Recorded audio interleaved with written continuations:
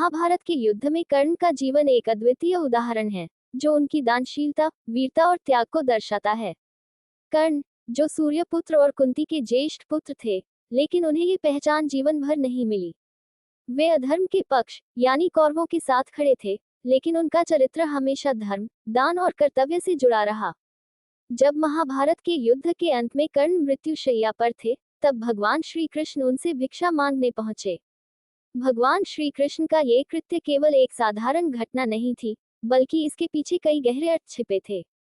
कर्ण जीवन भर अपनी दानवीरता के लिए प्रसिद्ध रहे।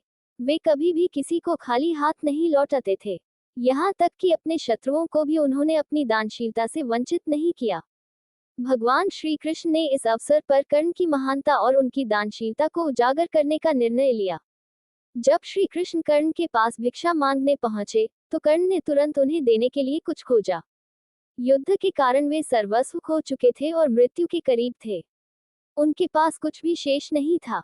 फिर भी उन्होंने अपने सोने के दांतों को तोड़कर भगवान को भेंट कर दिया। इस घटना से यह स्पष्ट हो गया कि कर्ण मृत्यु के समय भी अपनी दानशीलता और धर्म का पालन करने में तत्पर थे। भगवान श्री कृष्ण का ये कृत्य ये भी दर्शाता है कि धर्म केवल पक्ष या विचारधारा से नहीं, बल्कि मनुष्य के कर्मों और चरित्र से परिभाषित होता है। कर्ण ने अधर्म के पक्ष में खड़े होकर भी अपने कर्मों से महानता का परिचय दिया। भगवान श्री कृष्ण ने ये सुनिश्चित किया कि कर्ण की महानता और दानशीलता इतिहास में अमर हो जाए।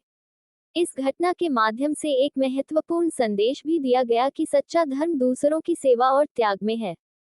कर्ण का जीवन संघर्षों से भरा हुआ था, लेकिन उन्होंने अपने कर्मों से दिखाया कि मनुष्य अपने गुणों और कर्तव्यों से महान बनता है।